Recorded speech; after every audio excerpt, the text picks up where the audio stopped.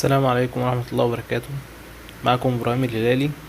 زي ما تعودنا هنتكلم عن كل حاجة تخص العربيات.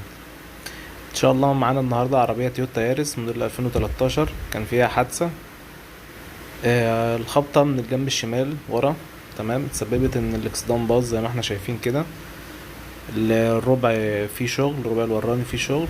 الجنط بالعجلة. طبعا مش هي دي المشكلة، طبعا العفشة من تحت كده الدنجل اتعوج، هي على دنجل مش مقص، الدنجل كله اتعوج. شو حطينا العربية على الونش زي ما احنا شايفين كده.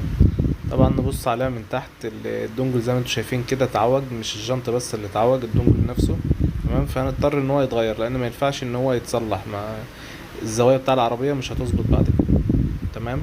خدنا العربية واول حاجة اشتريناها الاكسدام، جبنا اكسدام استيراد زي ما احنا شايفين كده، ملقناش نفس اللون فاضطرينا نجيب لون قريب منه. بعد كده الجنط بالعجلة غيرناه طبعا. الخبطة أثرت على العربية من تحت، فطبعا هنضطر إن احنا نشد العربية من تحت بنفس الاتجاه اللي الخبطة العربية التانية خبطت فيها. طبعا بنشد بالدوج القديم قبل ما نركب الجديد.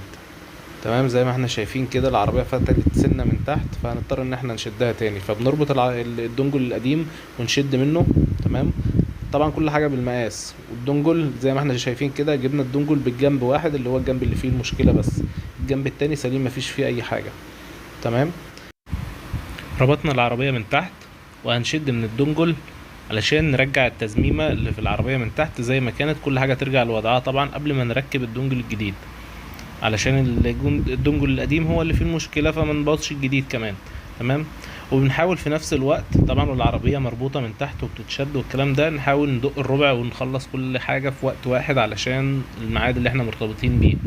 هنظبط الربع وندقه علشان ما ياخدش معجون كتير زي ما كان في معجون كتير قبل كده.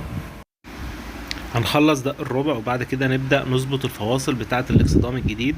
تمام. كل حاجة ترجع لوضعها ونخرم للحساسات، ونظبط كل حاجة تقريبا. بعد ما نتأكد ان الدنجل خلاص رجع مكانه نركب الجديد ونظبط العفشة. تمام، قبل العربية ما تروح للبوهياجي. طبعا العربية بتروح للبوهياجي وبعد كده تتغسل وتتنضف، يتظبط لها زوايا، ونتأكد ان كل حاجة تمام وكل حاجة سليمة. بفضل الله العربية طلعت 100%، حتى الطاسة اللي بتاعت العجلة احنا ما غيرناهاش لان ما لقيناش نفس الشكل، جبنا ظبطنا التانية سخناها ودفيناها لحد ما اتعدلت. تمام. بنأكد تاني ان احنا نجرب العربية كويس لان موضوع الزوايا ده مش سهل.